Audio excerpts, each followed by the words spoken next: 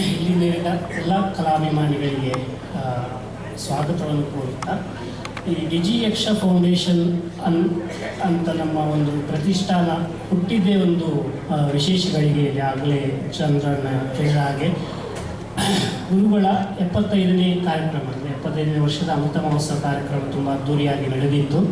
ಆ ಸಂದರ್ಭದಲ್ಲಿ ಪ್ರತಿ ವರ್ಷ ಯಕ್ಷಗಾನದ ಹೆಮ್ಮೇಳದ ಕಲಾವಿದರನ್ನು ಗುರುತಿಸಿ ಗೌರವಿಸಬೇಕು ಅನ್ನುವ ಉದ್ದೇಶದಿಂದ ಅದಕ್ಕಾಗಿ ಹುಟ್ಟಿಕೊಂಡ ಸಂಸ್ಥೆ ಇದು ಶ್ರೀಹರಿಲೀಲಾ. ಅದರ ಜೊತೆಗೆ ಡಿಜಿ ಯಕ್ಷ ಫೌಂಡೇಶನ್, ಅದರ ಜೊತೆಗೆ ಯಕ್ಷಗಾನದ ಸಾಂಪ್ರದಾಯಿಕತೆಯನ್ನು ಉಳಿಸಬೇಕು, ಬೆಳೆಸಬೇಕು, ಮುಂದಿನ ಪೀಳಿಗೆಗೆ ದಾಟಿಸಬೇಕು ಅನ್ನುವ ಉದ್ದೇಶವನ್ನು ಹೊಂದಿದ ಸಂಸ್ಥೆ ಇದು. ಈಗ 4ನೇ ವರ್ಷಕ್ಕೆ ಕಾಲಿಟ್ಟಿದೆ. 4ನೇ ವರ್ಷದ ಪ್ರಶಸ್ತಿ ಪ್ರದಾನ ಸಮಾರಂಭಕ್ಕೆ ನೀವೆಲ್ಲ ಸಾಕ್ಷಿ ಆಗ್ತಾ ಇದ್ದೀರಿ. ಇವತ್ತಿನ ಪ್ರಶಸ್ತಿ ಪ್ರದಾನ ಸಮಾರಂಭ ಅಂತೂ ತುಂಬ ವಿಶೇಷ ಆದದ್ದು. ಯಾಕಂದರೆ ಈ ಕಾಲದಲ್ಲಿ ಯಕ್ಷಗಾನ ತೆಂಕುತಿಟ್ಟು ಯಕ್ಷಗಾನ ರಂಗದಲ್ಲಿ ಮಿಂಚುತ್ತಿರುವವರು ಎಲ್ಲರನ್ನು, ಹಿಮ್ಮೇಳದಲ್ಲಿ ಮಿಂಚುತ್ತಿರುವ ಎಲ್ಲರನ್ನು ಗಮನಿಸಿದರೆ ಅವರು ಒಂದು ಬೈಪಾಡಿತಾಯರ ಶಿಷ್ಯರು ಅಥವಾ ಮಾಂಬಾಡಿಯವರ ಶಿಷ್ಯರು. ಇಂಥ ಶಿಷ್ಯರನ್ನು ರೂಪಿಸಿ ಯಕ್ಷಗಾನವನ್ನು ಮತ್ತು ಅದರ ಸಾಂಪ್ರದಾಯಿಕತೆಯೊಂದಿಗೆ ಮುಂದಿನ ಪೀಳಿಗೆಗೆ ದಾಟಿಸಿದ ಇಬ್ಬರು ಮಹಾನುಭಾವರು, ಬೈಪಾಡಿತಾಯರು ಮತ್ತು ಮಾಂಬಾಡಿ ಗುರುಗಳು.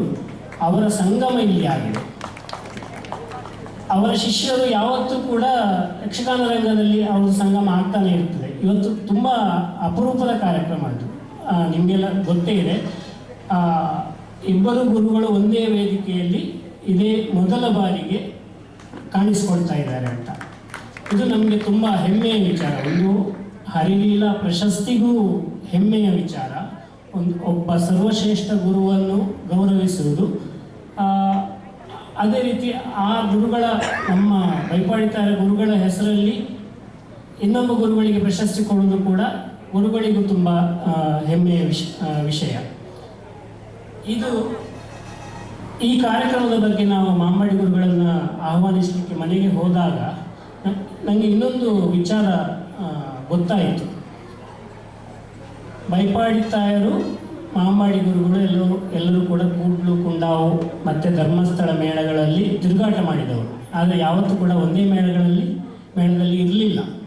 ಆದರೂ ಕೂಡ ಇವರ ಸಂಗಮ ಒಂದು ಕಾಲದಲ್ಲಿ ಆಗಿತ್ತು. ಇದಕ್ಕೆ ಮೂಲ ಕಾರಣಕರ್ತರು ಇಬ್ಬರಿಗೂ ಕೂಡ ಪ್ರಥಮ ವಂದ್ಯರಾದ ನೆಟ್ಲೆ ನರಸಿಂಹ ಭಟ್ ಅನ್ನುವ ಮಹಾನ್ ಗುರುಗಳು. ಇವರು ಮೇಳಗಳಲ್ಲಿ ಒಂದಾಗದಿದ್ದರು. ಮಳೆಗಾಲದ ಆಟಗಳಲ್ಲಿ ಬೇರೆ ಬೇರೆ ಕಡೆಗಳಲ್ಲಿ ಯಕ್ಷಗಾನ ಆಗ್ತಾ ಇರುವಾಗ ಕಾಣಿಸಿಕೊಂಡದ್ದಿದೆ. ಹಿಂದೆಲ್ಲ ಯಕ್ಷಗಾನ ಶಿಕ್ಷಣ ಕೇಂದ್ರಗಳು ಇರಲಿಲ್ಲ. ಬಿಡಾರಗಳೇ ಶಿಕ್ಷಣ ಕೇಂದ್ರಗಳಾಗಿ ಚೆನ್ನೆಮದ್ದಳೆ ಕಲಿಕೆಯ ಕೊಡುಕೊಳ್ಳುವಿಕೆಯೆಲ್ಲವೂ ಹಗಲೊತ್ತು, ರಾತ್ರಿ ಇಡೀ ಯಕ್ಷಗಾನ ಮುಗಿಸಿ ಹಗಲೊತ್ತು ಚೌಕಿಯಲ್ಲಿಯೋ ಬಿಡಾರದಲ್ಲಿಯೋ ಎಲ್ಲಿಯೋ ಅವರು ಇವರಿಂದ ತಿಳ್ಕೊಳ್ಳೋದು ಒಂದು ಕ್ರಮ. ಅದೇ ರೀತಿ ಒಂದು ದಿವಸ ನಮ್ಮ ಅಪ್ಪ ಹರಿನಾರಾಯಣ ಬೈಪಾಡಿತಾಯರು ಕಾಂಚನ ಕೆ.ವಿ. ಮೂರ್ತಿ ಅವರಿಂದ ಸಂಗೀತದ ಮೃದಂಗವನ್ನು ಕಲ್ತಿದ್ರು. ಅದಕ್ಕೆ ಸಂಬಂಧಿಸಿದ ಕೆಲವು ಪೆಟ್ಟುಗಳನ್ನೆಲ್ಲ ಇವರು ಯಕ್ಷಗಾನದಲ್ಲಿಯೂ ಅಳವಡಿಸಲಿಕ್ಕೆ ಶುರು ಮಾಡಿದರು. ಇದು ನೆಟ್ಲೆ ನರಸಿಂಹಾಜ್ಜನಿಗೆ ತುಂಬ ಕೌತುಕವೂ ಆಯಿತು, ತುಂಬ ಖುಷಿಯೂ ಆಯಿತು. ಅದನ್ನು ಅಪ್ಪನಲ್ಲಿ ಕೇಳಿ ನತ್ತಿಂ ನತ್ತಿತ್ತಿಂ ನತ್ತಾಂ ನತ್ತಿಂ ನತ್ತ ನತ್ತಿಂ ಇದನ್ನೆಲ್ಲ ಹೇಗೆ ಯಕ್ಷಗಾನಕ್ಕೆ ಜೋಡಿಸ್ಬೋದು, ಅದರ ಗುಂಕಾರದೊಂದಿಗೆ ಹೇಗೆ ಜೋಡಿಸ್ಬೋದು ಅಂತ ಅಪ್ಪ ನುಡಿಸ್ತಾ ಇದ್ದದನ್ನು ಅವರು ಕೂಡ ಕೇಳಿ ತಿಳ್ಕೊಂಡಿದ್ರು. ಇದನ್ನು ಮಾಂಬಾಡಿಯವರು ಕೂಡ ಗಮನಿಸ್ತಾ ಇದ್ದರು. ಮೊನ್ನೆ ಅವರನ್ನು ಮಾತಾಡಿಸ್ಲಿಕ್ಕೆ, ಅವರನ್ನು ಆಹ್ವಾನಿಸ್ಲಿಕ್ಕೆ ಹೋದಾಗ ಅವರು ಈ ವಿಚಾರ ಪ್ರಸ್ತಾಪಿಸಿದಾಗ ನನಗೆ ತುಂಬ ಖುಷಿಯಾಯಿತು. ಅಂದರೆ ಈಗಿನ ಕಾಲದಲ್ಲಿ ಯಕ್ಷಗಾನಕ್ಕೆ ಸಂಗೀತ ಎಷ್ಟು ಬೇಕೋ ಅಷ್ಟು ಆವಾಗಿನ ಕಾಲದಲ್ಲಿ ಅಳವಡಿಕೆ ಆಗಿತ್ತು. ಆದರೆ ಈಗಿನ ಕಾಲದ ಹಾಗೆ ಸಂಗೀತದ ನುಡಿತಗಳೇ ಯಕ್ಷಗಾನಕ್ಕೆ ಬಂದದಿಲ್ಲ. ಯಕ್ಷಗಾನದಲ್ಲಿ ಮುಖ್ಯವಾಗಿ ಗಾತಪೆಟ್ಟುಗಳು, ವಿಶೇಷವಾಗಿ ಮದ್ದಳೆಯಲ್ಲಿ ಜೀವಸ್ವರಗಳು ಏನಿದ್ದಾವೆ, ದಿದ್ದ, ದೋಮ್, ಇದು ತುಂಬ ಮುಖ್ಯ. ಎಡ ಕೊಡುವುದಂದರೆ ಇದು ಬೇಕೇ ಬೇಕಾಗುತ್ತೆ. ಒಂದು ಯಕ್ಷಗಾನ ಪ್ರಸಂಗವನ್ನು ಮೇಲೆ ಹಾಕಲಿಕ್ಕೆ ಈ 3 ಪೆಟ್ಟುಗಳು ಬೇಕೇ ಬೇಕು. ಎಲ್ಲಿ ಘಾತ ಕೊಡಬೇಕು ಅದು. ಅದರ ಜೊತೆಗೆ ಈ ಜೀವಸ್ವರಗಳ ಜೊತೆಗೆ ಈಗಿನ ಕಾಲಮಾನದ ಅನುಸಾರ ಭಾವಸ್ವರಗಳು ಕೂಡ ಬೇಕಾಗತ್ತೆ. ಇದಕ್ಕೆ ಇಂಥ ನತ್ತಿಂ ನತ್ತಿಂ ನತ್ತಿಂ ನತ್ತ ನತ್ತಿಂ ನತ್ತ ನತ್ತಿಂ ಅಂತ ಸಣ್ಣ ಪುಟ್ಟ ನುಡಿತಗಳು ಬೇಕಾಗತ್ತೆ. ಇದು ಅಳವಡಿಕೆಯಾಗಿ ಆ ಕಾಲದಿಂದ ಈಗ ಎಲ್ಲ ಕಡೆ ಹಂಚಿ ಹೋಗಿದೆ. ಇದೊಂದು ತುಂಬ ಹೆಮ್ಮೆಯ ವಿಚಾರ. ಇದನ್ನು ಇಬ್ಬರೂ ಗುರುಗಳು ಕೂಡ ತಮ್ಮ ಶಿಷ್ಯವರ್ಗಕ್ಕೆ ಕಂಟಿನ್ಯೂ ಅಂದರೆ ಮುಂದುವರಿಸಿದರು, ಧಾರೆಯುತ್ತಾ ಮುಂದುವರಿಸಿದರು. ಅದರ ಪರಿಣಾಮವಾಗಿ ಇವತ್ತು ಯಾವುದೇ ಯಕ್ಷಗಾನ ಇರಲಿ ಅಥವಾ ಗಾನ ವೈಭವ ಇರಲಿ, ನಾಟ್ಯ ವೈಭವ ಇರಲಿ, ಇಲ್ಲಿ ಹಿಮ್ಮೇಳದವರು ವಿಜೃಂಭಿಸುತ್ತಿರುವುದನ್ನು ನೀವು ಕಾಣ್ಬೋದು. ಅವರಿಗೆ ಅಷ್ಟೊಂದು ಪ್ರಚಾರ ಸಿಗ್ತಾ ಇಲ್ಲ ಅನ್ನೋದು ಒಂದು ವಿಚಾರ ಹೌದು. ಆದರೆ ಈ ಎಲ್ಲ ವೈಭವಗಳನ್ನು ವೈಭವೀಕರಿಸುವವರು ಹಿಮ್ಮೇಳ ಕಲಾವಿದರು. ಅಂಥವರನ್ನು ಗುರುತಿಸುವುದಕ್ಕಾಗಿ ಇರುವುದು ನಮ್ಮ ಈ ಡಿಜಿ ಯಕ್ಷ ಫೌಂಡೇಶನ್.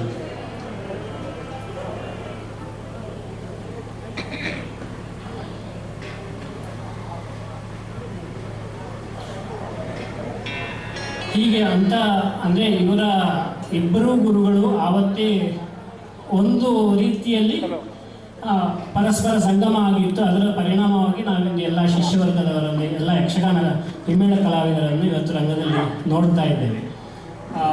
ಇನ್ನೂ ಒಂದು ಅಪ್ಪ ಕೂಡ ಒಂದು ಹೇಳ್ತಾ ಇದ್ರು, ಯಕ್ಷಗಾನದಲ್ಲಿ ಅದು ಎಡಕೊಡೋದು ಅಂತ ಹೇಳ್ತೀವಿ ಅಥವಾ ಒತ್ತು ಮದ್ಲೆಗೆ ಅಂತ. ಅವನು ಫಸ್ಟು ಮದ್ಲೆಗಾರನಾಗಬೇಕಿದ್ರೆ ಎಡಕೊಡೋದು ಹೇಗೆ ಅಂತ ಕರೆಕ್ಟಾಗಿ ಗೊತ್ತಿರಬೇಕು. ಹೇಳಿದ್ನಲ್ಲ ಜೀವಸ್ವರಗಳು, ಅದು ಎಲ್ಲಿ ಬೀಳಬೇಕು ಅಲ್ಲಿ ಬಿದ್ದರೆ ಮಾತ್ರ ಕುಣಿತವು ಮೇಲೆ ಬೀಳ್ತದೆ. ನಾದ ವೈವಿಧ್ಯ ಅಂದರೆ ನಾದ ಸೌಖ್ಯ ಮತ್ತು ಅದರ ಶ್ರವಣ ಸೌಖ್ಯ ಅದು ಬರುವುದೇ ಇಂಥ ಜೀವಸ್ವರಗಳಿದ್ದರೆ. ಅದರ ಜೊತೆ ಭಾವಸ್ವರಗಳನ್ನು ಈಗ ಮಿಳಿತಗೊಳಿಸಿ ಯಕ್ಷಗಾನ ಇವತ್ತು ವಿಜೃಂಭಿಸ್ತಾ ಇದೆ.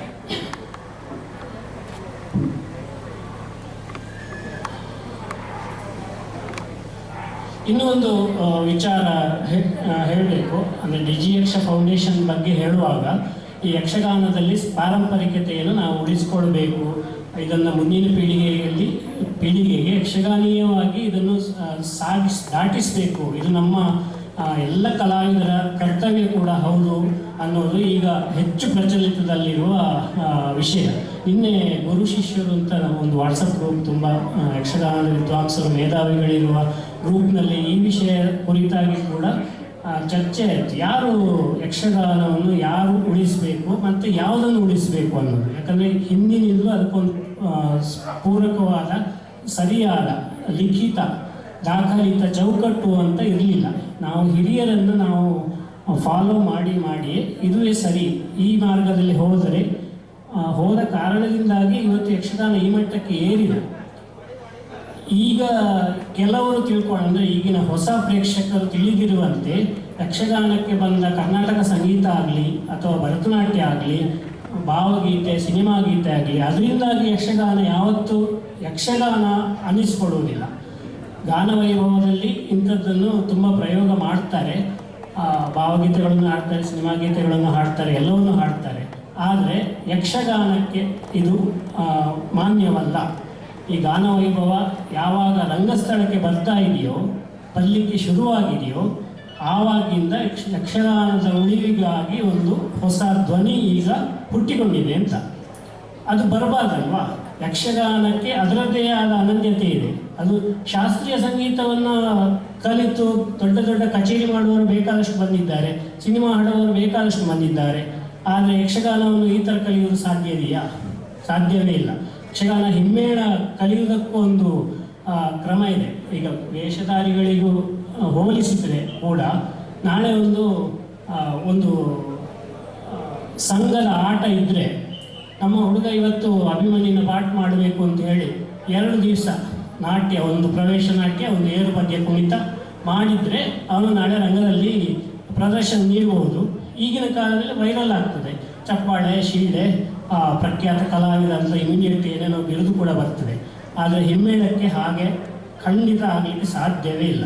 1 ದಿವಸ 2 ದಿವಸದಲ್ಲಿ ಕಲಿಯುವಂಥ ಕಲೆಯೇ ಅಲ್ಲ ಹಿಮ್ಮೇಳ. ಅದಕ್ಕಾಗಿ ನಾನು ಇವತ್ತಿನ ಕಾರ್ಯಕ್ರಮವನ್ನು ತುಂಬ ಶ್ರೇಷ್ಠ ಕಾರ್ಯಕ್ರಮ ಅಂತ ಹೇಳ್ತಾ ಇರೋದು. ಇಂತಹ ಹಿಮ್ಮೇಳ ಕಲಾವಿದರನ್ನು ರೂಪಿಸಿದ ಇಬ್ಬರು ಗುರುಗಳನ್ನು ಗೌರವಿಸುವ ದಿನ ಇದು. ಇಬ್ಬರು ಗುರುಗಳು ಒಂದೇ ವೇದಿಕೆಯಲ್ಲಿದ್ದಾರೆ. ಅವರ ಪರಸ್ಪರ ಗೌರವ ಅಂತ ಹೇಳ್ಬೋದು. ಇದು ಅಂಥ ಕಾರ್ಯಕ್ರಮ ಇದು.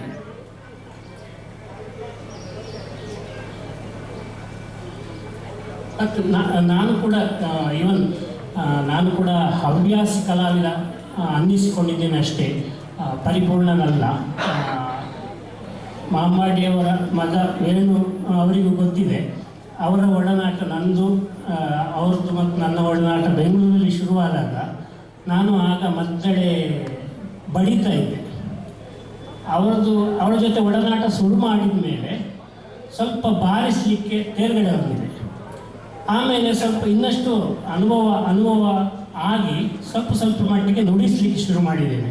ಈ ಬಡಿಯುವುದು, ಬಾರಿಸುವುದು ಮತ್ತು ನುಡಿಯುವುದರ ನಡುವಿನ ವ್ಯತ್ಯಾಸ ಈ ಮೂರು ಪದವಿ ಅಂತ ಹೇಳ್ಬೋದು ಅಷ್ಟೆ. ಆರಂಭದಲ್ಲಿ ಬಡಿತಾರೆ, ಆಮೇಲೆ ಬಾರಿಸಲಿಕ್ಕೆ ಶುರು ಮಾಡ್ತಾರೆ, ಆಮೇಲೆ ನುಡಿಸ್ತಾರೆ ಅಂತ.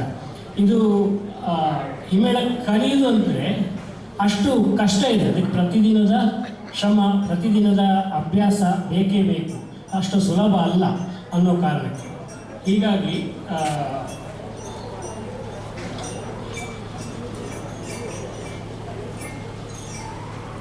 ಈ 3 ಹಂತವನ್ನು ದಾಟಿದರೆ ಮಾತ್ರ ಯಾರು ಕೂಡ ಯಕ್ಷಗಾನ ಪ್ರದರ್ಶನಕ್ಕೆ ಬರ್ಬೋದು. ಆದರೆ ಈಗಿನ ಕಾಲದಲ್ಲಿ ಪೂರ್ವರಂಗ ಅನ್ನೋದು, ಅಂದರೆ ಇದಕ್ಕೆ ಪೂರಕವಾಗಿದ್ದ ಪೂರ್ವರಂಗ, ಪ್ರತಿಯೊಬ್ಬ ಕಲಾವಿದನು ಎಲ್ಲ ತಾಳಗಳಲ್ಲಿ, ಎಲ್ಲ ರಾಗಗಳಲ್ಲಿ, ಎಲ್ಲ ರೀತಿಯ ವೇಗಗಳಲ್ಲಿ ರೂಪಿಸುವ ಪೂರ್ವರಂಗ ಅನ್ನೋದು ಕಡಿಮೆ ಆಗ್ತಾ ಇದೆ. ಅದರ ಪ್ರದರ್ಶನವೇ ಇಲ್ಲ, ಆಲ್ಮೋಸ್ಟ್ ಈಗ ಕಾಣ್ತಾ ಇಲ್ಲ.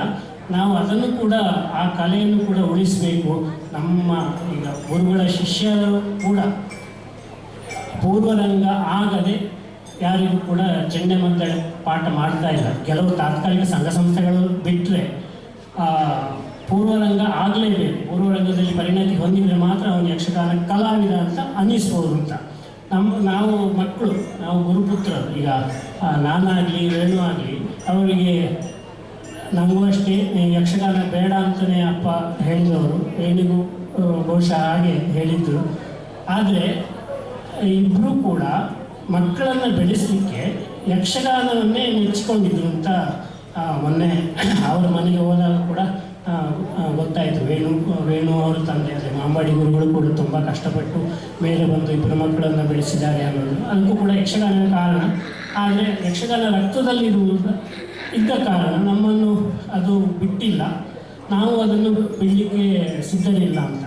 ಈ ಕಾರಣಕ್ಕೆ ನಾನು ಯಕ್ಷಗಾನದಿಂದ ಏನು ಸ್ವಲ್ಪ ಸಂಪಾದನೆ ಮಾಡ್ತೇನೋ ಅದನ್ನು ಮತ್ತೆ ಕೆರೆಯ ನೀರನ್ನು ಕೆರೆಗೆ ಚೆಲ್ಲಿ ಅಂತ ಇಂಥ ಕಾರ್ಯಕ್ರಮಗಳಿಗೇ ವಿನಿಯೋಗಿಸೋದು. ವಿಶೇಷವಾಗಿ ಯಾವುದೇ ಗಿಮಿಕ್ ಇಲ್ಲದ, ಪೌರಾಣಿಕವಾದ ಗಿಮಿಕ್ಗಳು ಇಲ್ಲದ ಸಂಪ್ರದಾಯಬದ್ಧ ಯಕ್ಷಗಾನದ ಪ್ರದರ್ಶನಕ್ಕೆ ಮತ್ತು ಅಂಥ ಕಾರ್ಯಕ್ರಮಗಳ ಆಯೋಜನೆಗೆ, ಅದಕ್ಕೆ ಸಂಬಂಧಪಟ್ಟ ಯಾವುದೇ ಕಾರ್ಯಕ್ರಮಗಳಿಗೆ ಹೆಗಲು ನೀಡಲಿಕ್ಕೆ ನಾವು ಸಿದ್ಧ ಅಂತ ಹೇಳುತ್ತಾ, ಇವತ್ತಿನ ಕಾರ್ಯಕ್ರಮಕ್ಕೆ ನಾವು ಪ್ರಭಾಕರ್ ಜೋಶಿಯವರನ್ನು ಕೇಳಿಕೊಂಡಾಗ ತುಂಬ ಖುಷಿಪಟ್ಟು ಅವರು ಎಂದಿನಂತೆ ತುಂಬ ಉತ್ಸಾಹದಿಂದಲೇ ನಮ್ಮ ಕಾರ್ಯಕ್ರಮಕ್ಕೆ ಬಂದಿದ್ದಾರೆ.